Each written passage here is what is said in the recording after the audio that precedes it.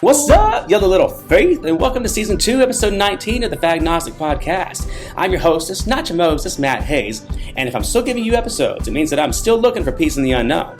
I am squealing over today's guest, y'all. Flamy Grant is a shame-slaying, hip-swaying heathen with Appalachian roots who now call San Diego home. This singing, songwriting drag queen time-traveled from a 90s Lilith Fair tour to the present day, bringing with her a roots rock sound influenced by gospel and Americana. Her music shines a spotlight on the queer spiritual journey, telling stories of resilience and recovery from religious trauma. With a bold lip and a big lash, Flamy is here to rewrite the rules when it comes to religious music, as her songs demand a reckoning for an industry that has far too long silenced and shut out its LGBTQ+ artists and fans. Flamy's debut album, Bible Belt Baby, drops September 23rd, 2022 at your favorite digital music store. So tuck it tight and let's go. Welcome to the show, Flamy Grant.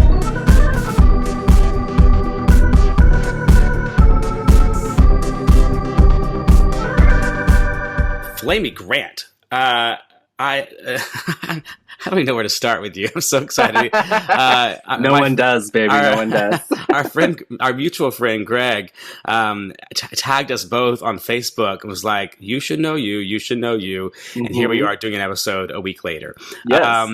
Because we respond, Greg. Do you hear it, Greg? We respond when you tag us. So. Yes. But I'm obsessed with this name. For anyone, and if you don't know the reference, you actually are invited to leave the podcast now. Just go ahead and delete the app.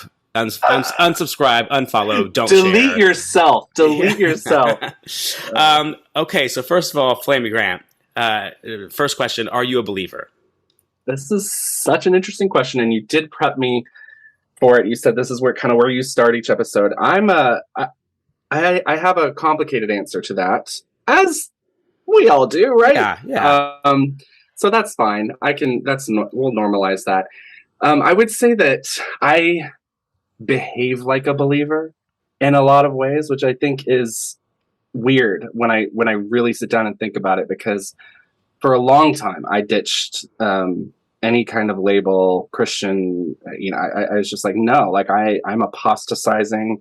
I am leaving my faith. I want nothing to do with this mess, especially as I see it in America right now. Right. So yeah. Back in 2017, I started a podcast called Heathen. That was before deconstruction was a buzzword. I just literally was trying to figure out. I was trying to answer that question for myself. What do I believe? Because I talked a lot about. Well, I know what I don't believe. I can point to all the things that I have an issue with and have a problem with. So what is it that I do believe? And that was the question I kind of set out to answer in that first season of that podcast, which is now 5 seasons long. And I've got 3 co-hosts that I didn't start with. And I know one of them I'm really into. I can guess which one. When I saw it, the one with an accent. Yes. Sorry, I hear accent and I just assume foreskin, and then I'm off the rails. He's in the other room. I could call him in here. We could ask. I don't know if I'm prepared for that right now. Just kidding. I live with 3/4 of the co-hosts of that podcast. We all live together in this house. But so that question of what do you believe? I kind of went through 5 seasons of just interviewing people who had done some version of deconstruction, apostasy, I have to leave this type of faith, but I still hold on to this, that kind of thing. And I really just tried to be open and receptive and hear what people's experiences were, because I didn't have one. I didn't know what my entire life up till the age 28 was when things really started to kind of fall off the rails for me, was very much in the bubble of very conservative Christendom. And hold that journey, because I want to get to identifying pronouns as well. So let's go ahead and do that, and then because I can hear that this is going to be an involved answer, and I want it to be, but I just want to make sure we establish first. Can I just say I appreciate that you have control of your podcast, because and this is not the first time you're going to need to do this with me, and I just want you to know that it is okay to interrupt me and be like, you are 5 points off of the original question I asked you. So yes. Okay, so my pronouns right now are they, them. When I'm in drag, she, her totally works as well. Flamy is very much a she, her, but I don't know. We're trying on they, them right now. That's where we're at. That could change, but that's where we are. I think it's perfect because that's one of the things that I don't want to lose in the somewhat newfound appreciation of pronoun identification is the fluidity of which we have found in pronouns. And I don't, I know there's a whole list of new ones that I just learned that I was like, okay, I just got these into my vocabulary. Like, give me some time. But I do think in just creating that space, like there's no such thing as too much space to create for somebody. Yeah. I appreciate the fluidity through which I think you're speaking and identifying. Yeah, absolutely. And I love that. There's no way we can be too generous with people, right? Like, agreed. And I'm also convinced, I say it almost every episode, but I'm convinced that we're all non-binary to a point. Of course we are. It's just this fucking construct that's thrown upon us. And like, and even though I present as what one might think of as a male, like, I mean, I have very feminine attributes that I'm very proud of. I don't identify as she, her, but I do feel like there's a beauty in just like, if it's going to hurt one person by using the words he or she, I can't use it. Yeah. You know? Yeah. Yeah, I love it. And you're right. It's just, I have a friend who's almost 40 years old who just within the past year, like a male, cis male, straight male, who was like, I really love pink. And I have like denied myself the right to wear pink my whole life because pink constructively is associated with, you know, the feminine in our society. And he like literally from the past year started buying pink shirts. I'm like, just so happy. And I'm like, I hate that it took you almost 40 years to like find a little bit of joy in a color. Like that's just wild. But I've been saying that when I become a dad, because I there are aspects of like of the binary that I do, you know, find interesting at least, like whether, you know, it's baby gender reveals that, you know, but even though that's like a little toxic and traumatizing as well. But like I've been joking about how when I have my baby and I do my nursery, it's just going to be all in grayscale. Because in my attempt to find beauty in the gray space in between, I was like, I just want my baby to be in a gray room. Like, let them find their own color. That's so great. And then they'll grow up just thinking they're colorblind. Like exactly. I know you cannot. You cannot fucking win. Nursery. Yeah, yes. Right. Walk outside the nursery and be like, "Oh my God, what have you kept me in my whole life? All these colors." Wizard of Oz. Yeah, exactly. Dorothy. Oh my God. Okay, so go back to our original question of are you a believer? Because I think we can also segue that if you just want to start at the very beginning, cue instrumental, you can. Because I do want to. I mean, tell us where Flamy Grant came from. So why don't you just give us your testimony, Sister Amen. Grant? Hallelujah.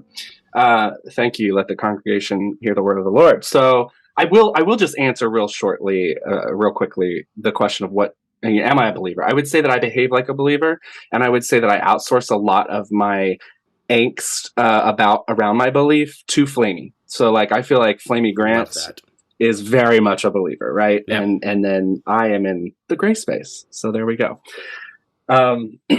So again, who the fuck is Flamy Grant? Yeah, who the fuck is she? Who the fuck does she think she is? She's so Flamy Grant is my drag character. If you're wondering, I'm a quarantine queen. I had done drag like a handful of times prior to the pandemic, and had always, because I have pictures of myself as like a toddler and a very young kid, like dressing in my mom's stuff. And I remember getting in trouble for playing with her makeup and things like that. So those impulses really got squashed out of me at a very young age by the family, by the culture I was in. And you grew up in a very conservative culture. Extremely, yeah. The Plymouth Brethrens, is that what you called it? That is what it is, yep. Never heard of that one. Yeah, you're not the only one. It's a weird little group of churches who do not believe in like centralized, like they're all independent to the extent that like they don't believe in having any kind of like leadership. There's no pastors. There's no paid leadership. There's elders who handle like finances and that kind of thing, but it's basically all volunteer, and they really believe in they call it the priesthood of all believers. Like, so if you are a believer, you act as a priest on behalf of God in the church. So there's like roles for you.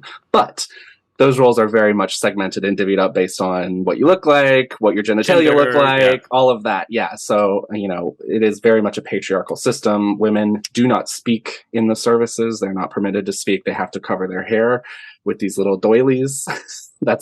They're lace doilies. I do love a doily, but not if it's like mandated. It's mandated. And it's literally mandated. It is. It is man and it is David from a man.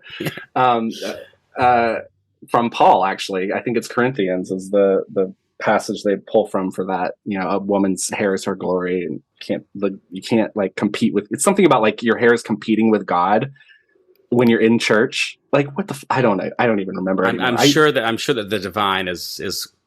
I know they're an envious God, but I'm sure they're fine. They're just sitting up there, like in the corner of church, look at her hair. I mean, God created your hair, right? Like that's what you believe. So why would you? Anyway, I'm sorry. I'm not going to go down that tangent. The Plymouth Brethren, grew up in that and was in it my whole life until I went to college. When I went to college, I started hanging out with other types of Christians because I went to a Presbyterian school in East Tennessee. And so that was the first time I really started to encounter. Where'd you go to school? It's called King College. Yeah, King College. I remember seeing about them. I grew up in Alabama and not far from there, and I remember getting ads from them in high school about that school. Yeah, it's super Christian. It was. I mean, there's like mandated chapels and things like that, but I don't know. I encountered a lot of different kinds of people. I was only there for 2 years, but it wasn't. I would say you could find the full spectrum. And we had like a pretty large ESL program. So like, oh, cool. Yeah. There were people from India there, like Hindu people, like well, we got to go out ye therefore and make disciples of other nations, Henny. I guess. Yeah. We were probably trying to do that. That's why we were bringing them onto campus. But yeah, I got caught up in that world because that was the only world that was presented to me. So, and we were pretty strictly forbidden from engaging with much pop culture, especially stuff that was relevant to my peers at the time. Like if it was cool at the moment, like Simpsons, I wasn't allowed to watch TV that was cool and current. We sat down and we would watch like Quantum Leap episodes and Star Trek episodes with Mom, but that we just weren't allowed to. And so music wise, especially, I mean, if I couldn't buy it at the Carpenter Shop, which was our local Christian bookstore, then I wasn't allowed to listen to it. So Amy Grant became my diva, rightfully so. Yeah, absolutely rightfully so. She's fantastic. She's a vision, and she has an amazing voice and a beautiful songwriter, and I love her. There was a period where I had judgment for her for being a homewrecker, but we can get into that another day, or we can't, or we can do it right now. I feel like it's a relevant part of the conversation. Yeah, I know. Yeah, I kind of felt compelled to, like I should, because I was reading it everywhere and all of the Christian literature in our home, from Focus on the Family and all of that. Like I was reading about, Amy's struggle and that kind of thing. But I never really wavered when it came to her. I was like, y'all can fuck off. Amy can do no wrong. So I obviously, as I got into college and into my 20s, the world opened up to me a lot. But I still chose to like hunker down with that kind of very conservative evangelical understanding that I grew up with. So I became a church planter. That was what I was on staff at a mega church in Reno, Nevada for a couple of years, and I moved down here to San Diego, and that's what brought me to San Diego. I was a church planter, and people don't often understand how churchy San Diego can be. Oh, yeah. It's a very like uber evangelical city. It really is. I mean, we're military town, long history of being a military town too. So a lot of that like aesthetic is here. So it's very much a mixed purplish, I think, kind of county when it comes to politics and theology and that kind of stuff. But so you went to San Diego to plant a church? Yeah, to plant a church. That was an offshoot of the one in Reno. It wasn't like their church, but it was formed from staff members from that church who were leaving that church and like, let's go spread the good news in SoCal where the sun is shining. And there's just not enough Christians down there already. Yeah, there's just not enough. And it's an unchurched area. I don't know. Who knows? Church planners crack me up. No shame, but like, LOL. Yeah. I was along for the ride because, again, I had just immersed myself in the world. Ministry mattered to me. You know, I had been in some form of ministry my whole life, whether that was singing at the age of 4 years old, singing little solos and having the old ladies pinch my cheek and knowing that like was a blessing to them and like made them feel good. All the way to like, I went to a Christian high school as well. And I was elected to our student government my senior year, but the role into which I was elected was chaplain. Same. Really? Mm-hmm. You had a chaplainship? I went to a little Christian school as well, and I was the chaplain. There you go. So yeah, right. Like that's just kind of like, I feel like that leadership mantle was kind of foisted on me in a lot of ways too, because I was the oldest in not only my family, but in my mom's whole side of the family. I was the first grandkid, and my grandparents were like the pillars of our church. My papa especially was just like, we didn't have paid leadership, but if we did, he would have been the pastor. Like that's the role he kind of occupied. So there was just a lot of pressure to like carry that mantle, and I wanted to, you know. Yeah. It made me feel good. It made me feel good to be able to make people feel good. So church planting and being a worship leader, all of it just felt very, you know, it's just one step led to another. Well, and as a creative in evangelicalism, oftentimes ministry is just where, like you said, you're pushed because you're like, well, that could either make them really flamboyant and gay, or it could like make them serve the Lord better. So where are we going to push you? And because I was called to the ministry as well. And I still do believe that the word ministry has been stolen, I think, by religion and by Christianity. But like what you're doing through Flamy, what I'm doing through this, or through just my interactions at Target on a Tuesday, that's ministry. How are you treating people? Yeah, you can minister to people always. What are you doing to create space for people? That's fucking ministry. Yes.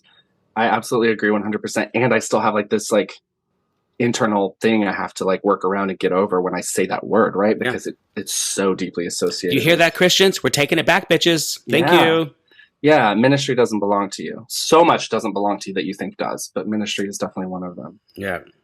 So when did you were in San Diego? That's where your deconstruction started? Yeah. So we were in like that whole like emergent church movement thing that happened. I don't know, 2 decades ago, 15 years ago, whatever that was.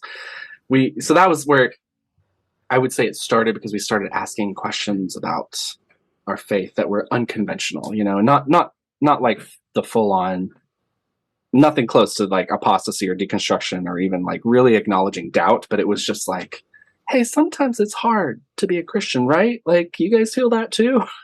And from there, I was just, it let me slowly over a long period of time, because I had a lot of fear of losing my place in the community and losing my community altogether. Yeah. When it's the only thing that you are given, especially growing up, like, and you're taught from the get-go that like anything outside these walls or this bubble, this community, like you're just gonna, like, the slippery slope is real. You're going to end up at the bottom of a ditch. Like, life will be terrible for you. You will get addicted to drugs. You will become pregnant. All of those things. Like, probably get AIDS. You'll probably get AIDS. So there's just a lot of fear you have to work through. But I did over time, obviously. And like I said, started that podcast in 2017 where I was really, well, I guess, so when I was 28 was when I finally decided I'm gay, and that's not going to change. And I also don't want to be single and celibate for the rest of my life. Because I had tried to do that for a long time. I self-enrolled in Exodus and conversion therapy and all of that. Like, I was very much, I tried for a decade to really intentionally try to be straight, or to just not, like, if I couldn't be straight, to not act gay, right? Yeah. So when I was 28, I finally was like, nope, I've done the work now. I understand what the Bible is and isn't saying about this, and I can be gay, I can date, I can have relationships, those kinds of things. And I would say that was like the real, like, stepping off the ledge point that, you know, they would say I stepped on the slippery slope then, and I did. It's just that the truth of the slippery slope is that it's not scary at the bottom. Like, it's actually okay. You're safe and That you're good. part, that part. Yeah. So Flamy came around. Was there a thread that was pulled or something that made you ask your first question of like, wait, if that's not true, what else is not true? I mean, I would have to say that, yeah, just the Bible's whole, like, the what I believe to be the Bible stance on homosexuality. Once I started to pull that thread and realized, you know, just the clobber passages, were actually designed to clobber. Like, they weren't designed to speak truth into the world about anybody's identity or orientation. They were designed to actually suppress and harm and maintain power for the few who again, everybody's non-binary in some way, right? But sure. So I would say that once something as foundational and fundamental as that you reckon with, because it is, at least in that world, it's very foundational and fundamental. That God created man and woman, and male and female created he them, and the woman will leave her father to join the man, and all of that. Like, it's such it's so critical to the whole system. Absolutely. Yeah. So, but because this is not too far removed from today, like, you came out pretty late, you deconstructed pretty late. How far of a time gap was there between you kind of coming to grips with you're leaving this concept into where Flamy was birthed to you? Yeah, I would say Flamy is the most.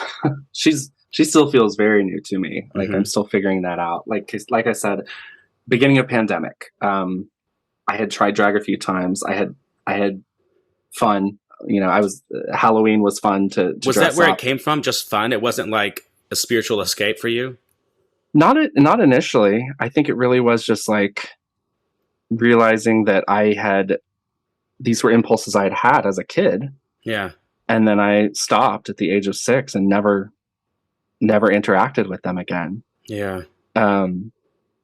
Or probably even before the age of 6, and asking that question, why have I done that? And, the obvious answer being everything we've already talked about. But, I was like, I no longer have that weight around me that, like, oppressing me, and, like, I still had the internalized fear, but I was free to, like, explore. Sure.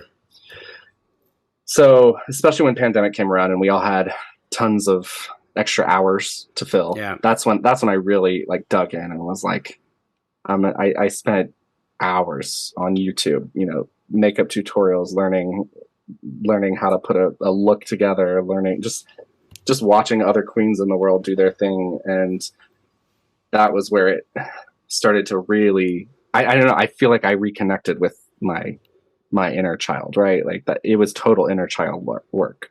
And I'm fortunate, as I already mentioned, to live with, my husband and I house share with another couple, who are my co-hosts on Heathen podcasts, and we are also musicians all together. So, oh, rad. Yeah. So we started a weekly web show through the podcast, actually through Heathen podcast. We called it our Heathen Happy Hour. And it was just an online hangout, where we would do cover songs and chat with, we had a faithful audience of like 40 people who hung out with us like those 2 years every Thursday night. And I started like the second or third one in, I was like, I'm going to do this in drag. Like, let's just try it. And they're all still, unfortunately, on the internet, those Heathen Happy Hours. So like, you can go back and look it up. Yeah, you'll watch Flamy's evolution. It's actually kind of fun to be able to like see how far you've come, But yeah, that was 2020. So we're just 2.5 years ish later. And Flamy became kind of an outlet for a lot of your own spiritual internal warfare, right? Yeah, very much so. Has she healed some of that? She has. hugely. And she's about to do some more with this album drop too. We hope so. Well, let's jump to that, because I want to talk about Flamy Grant, the musician. Like the brand is so specific, so niched. How did you? I mean, the playlist that I have that accompanies this podcast, the Fagnostic playlist, is probably just a set list for Flamy Grant. To be honest, it's just either like gospel, country, show tunes, folk. And like old school CCM, like 90s CCM, contemporary country music. That is definitely my playlist, absolutely. So how did this come about? You're like, I'm gonna fucking take her to the next level. Because also your voice is beautiful, and I never know what to expect when a queen sings live. Because usually if they have other talents, like they drive those more, because it's hard to have different aspects of creativity that you funnel equally. But when I watched your music video earlier this morning, it's a great music video, but B, like your voice is sick. Like it's really a beautiful tone. And also the song is fucking clever and smart. And I was watching it being like, oh my God, like this is going to be something. So I'm very excited that you're here to talk about it here first. Maybe not first, but just, absolutely first. So give us the pitch package for this album drop. Yeah. So, oh boy. So the album is called Bible Belt Baby. Mm-hmm. Actually, let's take it back and answer your other question, because this is relevant about, like where the switch kind of flipped with Flamy, and where I started seeing her as an opportunity to minister. I was super private about it at first. Like my husband and I were laying in bed one night after watching an episode of Drag Race, and I was like, what would your drag name be? And we were having that conversation, and he was like, what about you? And I was like, well, everybody has a pun, or you name it a pun around your diva, like who's your inspiration. I was like, well, I don't know how to do that with Amy Grant. Like, how would I? And then it just like popped in my head, Flamy. And he laughed. And my husband did not grow up in any kind of like religious, like he only has lucky bastard. Yeah, very. The only awareness he has of Amy Grant is from, Baby Baby and Heart in Motion in the 90s. So, but he laughed, and I was like, oh, okay, well, if Chris laughs, then like there must be something there. So I kind of just logged it away. I think maybe like the next day I probably went and got the handle, like saved the handle on Instagram and everything. And then for months I didn't tell anybody. I was privately putting on makeup in my room. I was, just like, and I would post pictures to this private Instagram account I had that, I think if you scroll all the way back, some of them are probably still there. So slowly I started, like I said, we started doing the Heathen Happy Hour show. That was where I got my first little practice. And then the church that I've been a part of for 9 years, Sojourn Grace here in San Diego, they were meeting out of our basement room, because we have this big basement room. So our friends who are the pastors of this church would just come over, and they would live stream from here, because then we were here to do music. They could, it just all happened here. So one day, Kate, my friend and pastor, said, hey, how would you feel about Flamy giving the sermon this week? We're doing this series on how to care for yourself, soul care. And, you're doing that with Flamy. And I was like, I am? She was like, yeah. I think you would have something to say. I was like, well, let me think about it. So I got on my newly created TikTok account that all of us millennials and elder millennials created during pandemic. We all jumped onto TikTok. You haven't yet? No. You stayed strong. Good for you. The rest of us did, though. We all got on TikTok in pandemic. And I got on my account that nobody even knew about, and that, I had probably like 20 followers on. And I posted this 60-second clip of me getting into drag and talking about what that process did for me, and specifically talking about growing up in the South. And the first words of that video were, I was a Bible Belt baby. And I posted it, and I felt good about it. And I was like, you're right, Kate. Flamy has something to say. Like, I can totally do this. And I went to bed, and the next morning that video had totally blown up. So that was like where that switch flipped for me. And I was like, oh, like, and every comment in that stream was like, oh my gosh, I feel so seen by this. I feel so held by this, which is what? Ministry. Like, Yes. I realized that something about that process of watching this. So like, Flamy's a preacher, pastor. yeah, for a while I just called myself TikTok's polygender preacher. Polygender preacher. Welcome to the stage, polygender preacher. Yes.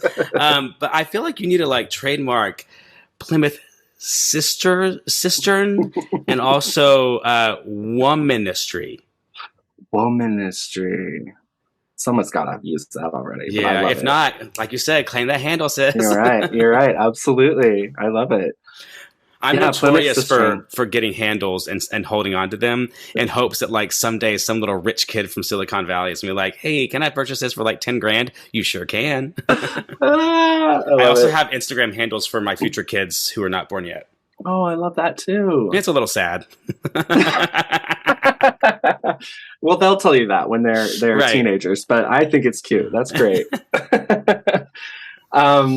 Yeah. So I don't know. It just like it just opened up my eyes to the fact that like not only was this something that was good for me to connect to my inner child and like undo so much of that like oppression that had made me feel like I was not good and not worthy as I was, and I had to fit into a box. The evangelical Christian male box my whole life. So not only did it just do that for me, but somehow it was translating in a 60-second video, to literally thousands of people on the internet. And where's your family in all this? So my family's all back on the East Coast still. But like when you started deconstructing, like what was their initial reaction? I mean, not great. I still don't have a great relationship with Dad. We have a relationship. We just don't talk about shit, Yeah. I don't even think he knows I do drag. He definitely knows I'm gay. He was actually the first person I came out to, because when you're in conversion therapy and Exodus, like the whole message is that you're gay because you have a love deficit from your same-sex parent. Like that's the mechanics of being queer according to fundamentalism. And so the step in there, it's not 12 steps, but there are steps you take. And one of the steps is to like reconcile or fix that issue with your same-sex parent. So Dad was actually the first person I ever came out to, weirdly, other than the first family member I ever came out to. Wow. And wrote a letter and everything, and just wasn't. It's never been well received. So we've never moved past that. We just have a very superficial relationship. Mom has come a long way. It wasn't great at first, but in 2019 she came to my wedding and walked me down the aisle. So that's huge. Yeah, it is huge. It is huge. I think at the end of the day, like, she still has her beliefs around things. Of course. But she's also like learned, I think, she would rather prioritize her relationship with her kids, because actually all 3 of her kids were all queer. Okay, we're going to put a pin in that to come back to. Yeah, that's fun. And so she's realized, like, I'm going to prioritize my relationships rather than my beliefs. So I think that's a really good step. It's incredible, and also not super common. I mean, maybe increasingly so, slightly, but it still is not the norm. But let's go back to the fact that you got 2 other queer siblings. Yeah. So I'm the oldest. I've got a non-binary middle sibling and a gay brother who's the youngest. Yeah. So we are, and we've all kind of, Clark, my youngest sibling, came out the youngest. We actually came out at the same time, but I'm 6 years older than he is. But he came out in high school, and which was our Christian high school, where my mom is a teacher, by the way. Oh, bless her. Yeah. Sometimes those are the people that I actually have the most sympathy for, because they are so entrenched in the structure that to be, knocked off your rocker is debilitating. And the fact that she's able to, like, the dignity she's maintained in her own faith while also reconciling with her children is incredible. Yeah. And to hold on to a job for 30, she literally just retired this past year. For 31 years, to hold on to a job at a extremely conservative small Christian school in the Bible Belt in the Appalachian Mountains. Like, and dignity is the absolute right word, because she's like well respected in her community. And she, flew out for her queer kid's wedding to California. Incredible. And, So when your other two siblings came out as non-binary and gay respectively, were you like, no, bitch, let me have my thunder for a minute before you come over here? Oh no, not at all. Like, no, like I said, my brother and I came out relatively around the same time. So that was, I came out just barely before he did. And it was just great, because we were like, oh my gosh, like we connect in it. Do you think he would have come out had you not? Yes. Okay. He would have. Yeah, he absolutely would have. He's not me. He did not like conform to the, he didn't have all the same fears I had. Right. But you had to have like laid a little like rug for him to the entrance back home to mom and dad, like to say like, I mean, he saw it happen live. So he knew that like nobody's going to throw him out or. Yeah. Yeah, that's a good question, actually. Maybe I'll ask him. You should. How did I pave the way for you? Right. But did they know about Flamy Grant? So, yes, mom does. My siblings obviously do. My siblings are my besties now. Oh, I love that. Yeah, we're all very tight. My mom, it came up in conversation one time. I mentioned, because she follows me on all the social media, so she knows what's going on. And then one time I mentioned on the offhand, I was like, oh yeah, I have a gig for Flamy tonight, so I've got to run or whatever. And she was like, yeah, I don't understand that. And I was like, I wouldn't expect you to get it, Mom. She doesn't get the reference to Amy Grant? No, drag. Okay. She doesn't understand why I do drag. Does she at least appreciate the humor of the association? I don't know. She didn't laugh that day. And we've never talked about it since. So, there you go. Most of my family is just still very conservative religious. I actually just this past summer went to our family reunion, which is a week-long big get a vacation house at the beach in North Carolina. And brought Chris, my husband, and it was the first time I'd seen a lot of my cousins and aunts and uncles in a decade, because I just haven't gone in that long. And it's interesting. There are a handful who like kind of come out of the woodwork and they're like want to talk more in depth about my life and how I got to where I'm at, and pledge some sort of like hey, I love what you're doing. I love who you are, kind of thing. But for the most part, it's a lot of awkward silences and a lot of like, so this is my cousin Matthew and his, like they don't know how to introduce my husband. Like the word is husband. It's okay. You can say it. Yeah. So how did you and he meet? We met at his work. He's a beer tender and a brewer. That is so hot. Yeah, it is, right? I would love to find a man that like stomps grapes for a living. In Tuscany, please. Yes. Yeah, no, he was, I literally just saw him. He wasn't my server that night. So I left my number with my server to give to him, and he called me and we, yeah. I love it. The rest is history, as they say. But he doesn't have the same religious trauma you do. No. He grew up in a really accepting home. He has some religious experience growing up, but I think they kind of jumped around from like community to community. And I know there was I think they went to a Universalist church for a while. So it was not like it was not the evangelical, oppressive kind of spirituality. But your male persona, Matthew Lovegood, you guys chose a surname. So I understand you wanting to disassociate from having a family name, but why? What was the reasoning behind that? Literally, it was because his last name was hard. Is Danu, but they would just say Danu. It's a French name, and it's one of those that has like a G and a whole bunch of like vowels squished together. And his whole life it was just really hard. So he wanted to either take my name and I was like, no, we're not doing that. So it's like we can pick something new for ourselves. So we picked Lovegood.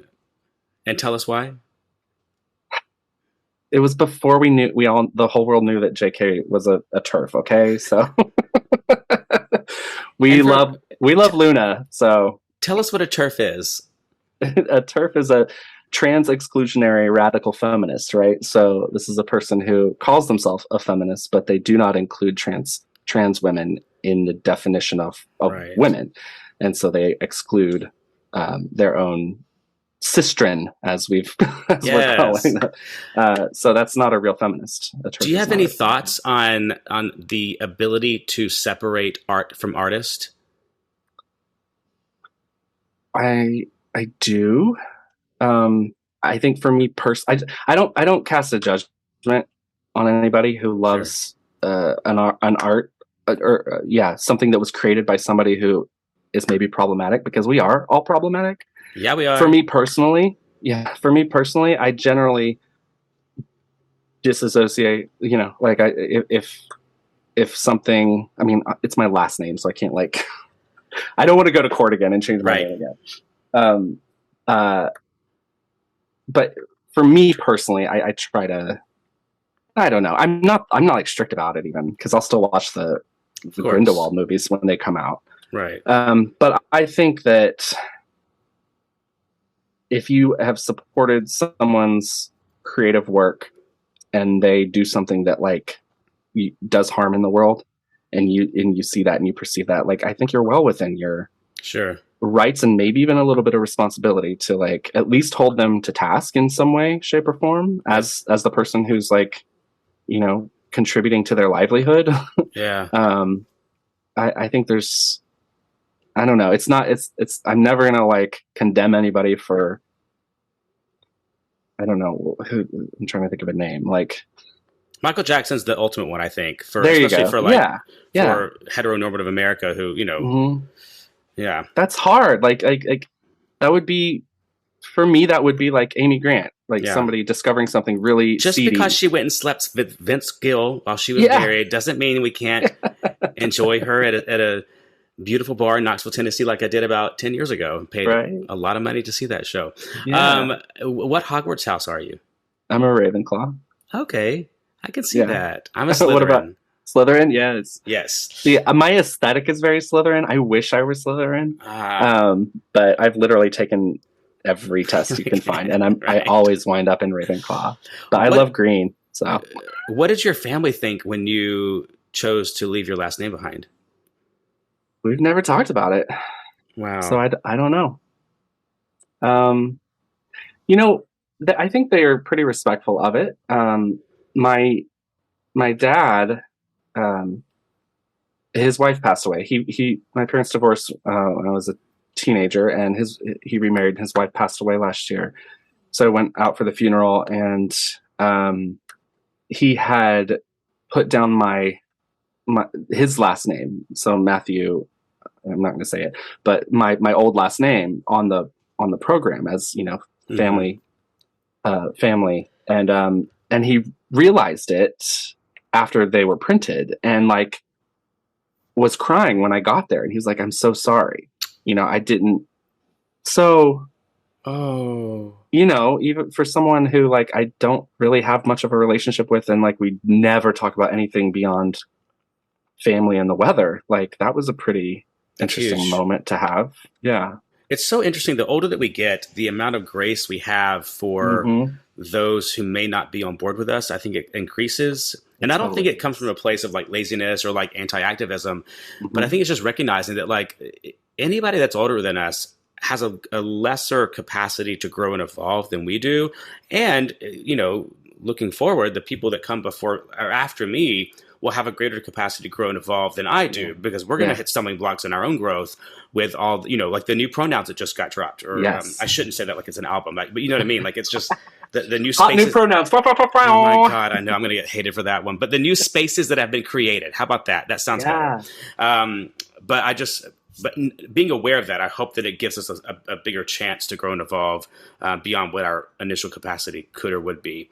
Yeah, I love that. I really appreciate you saying that, actually, because I feel the same way. And sometimes I found it really hard to articulate, because I think there's around with cancel culture and everything else. It's just like you can just say the wrong thing at the wrong time. And I like the I like that perspective that like anybody older than me is having a harder time probably adjusting than I am. Absolutely. And I see it for sure in myself too. Like it's really hard sometimes to keep up with, oh wait, the kids are doing what now? The kids? Oh boy. So yeah. So what is your ultimate, like, where do you see Flamy in 5 years? I mean, I want to do a lot. Yeah. I want to write a musical, you know, I want to write a book. I would love to tour. I would love to be able to take Flamy on the road and actually have people show up for my shows. Like that would be an amazing thing. So, and you filmed your music video at a United Methodist church, which is known for being an extremely affirming, welcoming congregation. Can you see Flamy becoming like a music minister, like that does just go on the road? I mean, again, using that very broad definition of ministry, maybe. I honestly at this point can't see myself ever being employed by a church again. I'm sure that's very triggering. That could totally change. That could absolutely 100% change. And like I'm part of a church here in San Diego, and I do music for that church. I'm not on staff. It's all volunteer what I do.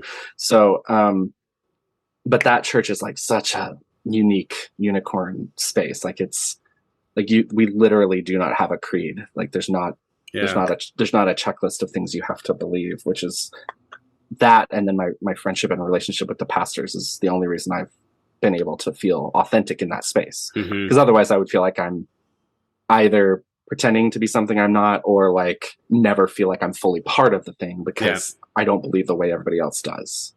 So I feel like I found that's Sojourn Church, you said? Yeah, it's called Sojourn Grace Collective. Okay, because I think those churches are so important to elevate, because I have several straight cisgendered listeners on this show who have messaged me talking about the reason that they cannot deconstruct or cannot leave their church is because it provides such a community. And so then you often think like, well, how am I going to socialize my child? How am I going to, socialize me, like keep me accountable of being a good person? And I think it is, and knowing that there are spaces out there to still find community, to find guidance, to find checklists of or benchmarks in life and celebrations of other people's weddings and births and whatever. I just find it so important to elevate those, even though I don't subscribe to any particular church at this time. I love that they exist, and I trust that they are creating spaces for people that are just having a hard time getting out of their own space. Yeah, absolutely. I think one of the things I've learned through drag and just like being part of the queer community, like you really don't actually need a church. Like maybe some people do, like maybe some folks do. I don't actually. And I thought I did, my whole life. Like that was my biggest fear, was losing my community. And that's one of the beautiful parts of being queer, is that you will always have community. Like unless you're a complete and total asshole, like there are people who are going to be willing to walk with you through all of your hard things, celebrate your joyful moments, like be your people. We call it chosen family, and that's what church always was. At the end of the day, like you had to unfortunately subscribe to like a list of like creeds or whatever in order to belong in that space. So it's not actually real belonging. That's actually the difference. It's like in the queer community, like you can find belonging without having to conform. Right? That's actually the whole point. Yeah, that is the whole point. That's interesting. I've never thought about it that way. Thank you for saying that. What do you say to the young queer kids who are still in those pews that maybe don't even know they're gay? They just know that they're different or othered. I mean, I think it's a really simple message, and that message is just that you are worthy. You are loved. You're not deficient in any way. You're good. Yeah. If I could say 2 words, it would be you're good. Yep. Because we're taught from birth that we are bad and in need of somebody that can help us become good. Yeah. And I think if you can start off life believing in your own inherent goodness, then you're at such an advantage. Because that's the lesson that most of us have to unlearn as adults, right? Is that I'm not depraved. like we all have the capacity for evil. We all have the capacity to do terrible things to other people, but depravity is like the biggest lie the church ever sold us. Because that's what keeps us tethered to the pew. It's if we believe that about ourselves, then we believe that we need whatever product this organization is offering. It's marketing 101. And we keep giving our tithe dollars and we stay there and all of that. But no, I would say my message is that you're good. I love that.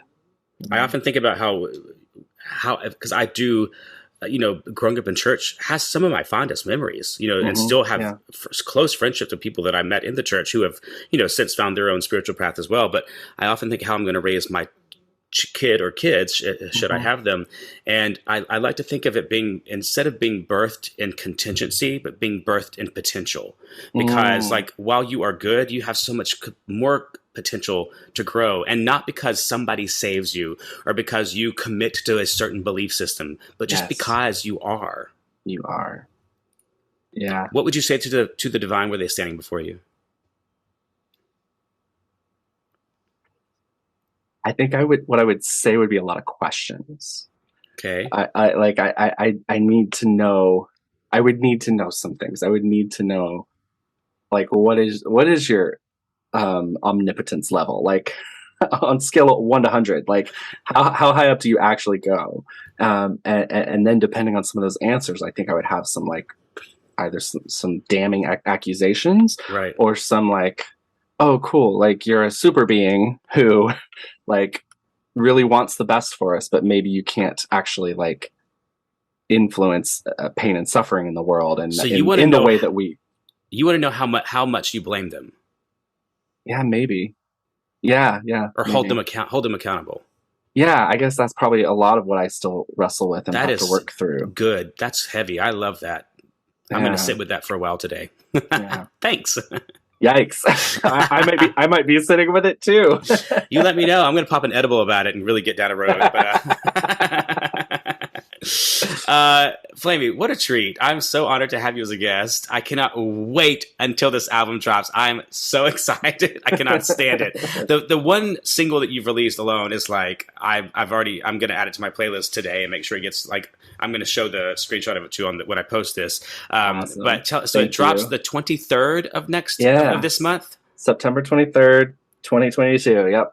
Okay. Bible Belt baby. Are you doing any kind of press in San Diego for it? Because you also host you host open karaoke and stuff, right? Yeah, I have a karaoke show I host weekly, and then I play gigs around town here. We do have an album release party happening in San Diego on the 24th, and there are still tickets available for that. So if you're in SoCal or you want to come to San Diego and celebrate, that's going to be a lot of fun. Semler is actually playing that show with me. Semler is a musician based out of LA who was the first openly queer artist last year to have an album that went to the #1 spot on the Christian charts. Shut Yeah, up. Christian iTunes charts. Yeah, so what's their name? Similar? Semler, Semler. Grace Baldridge. Grace Baldridge is. I had to think about that for a second. Is their Christian's name? But yeah, they're fantastic, and they're going to come down and actually similar duets with me on a track on the album, which is a cover of Amy Grant's "Takes a Little Time." So, does Amy Grant know about you? I think she has to at this point. Like, I've met so many people. If any of you have any connection to anyone that has a connection to Amy Grant, please hook us up. Yeah, I do know that track has made it to Amy's manager at this point. I don't know if it's going to be opened or listened to or passed on Amy's beyond that. Pretty progressive. You know what I mean? Like she's Amy's amazing. Yeah. She's so progressive. So she's been talking the past couple of years about this third act of her life and how she wants to set a welcome table for everyone. And she's being really intentional with that language. Sometimes Christians can really be good. Yeah. So we love Amy, and we always will. I love your passion for her, your advocacy for people's growth.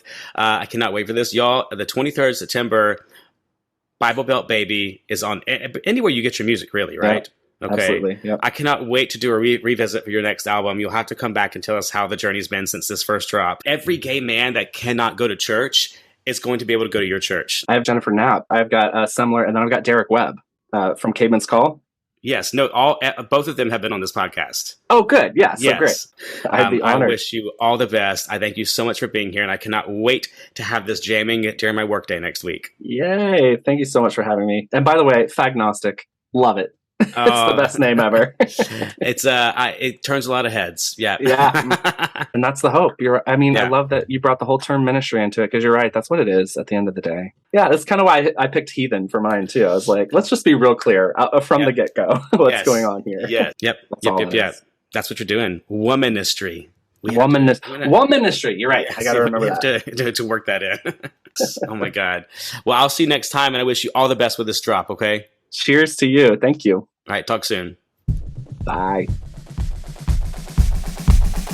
And all the people say, Gay Man. Y'all, thanks for listening to another episode of the Fagnostic Podcast, hosted by me, Matt Hayes. Now, I want you to go check out our brand new site, fagnostic.com, and see what we're doing with the brand. I'm developing an online resource center for LGBTQ people looking to overcome or contribute to overcoming religious trauma. The podcast is now part of the greater Fagnostic network of resources, the book club, the playlist, the blog, the merch, the news articles, the artists, and so much more. So, if you know any queer or queer-friendly doctors, lawyers, specialists, preachers, volunteer opportunities, mentors, or anyone else that might be of service to a queer person escaping religion, send them my way. You can reach me at info@fagnostic.com. Now, please go subscribe, review, and share this podcast. And in the meantime, y'all have a blessed day, and peace be with all y'all. Hi, Michael Spicer here. Matt Hayes forgot to put my name in the credits of his podcast as the composer, but I'm here to tell you that I wrote the music for his podcast. Whatever it's called, I don't know.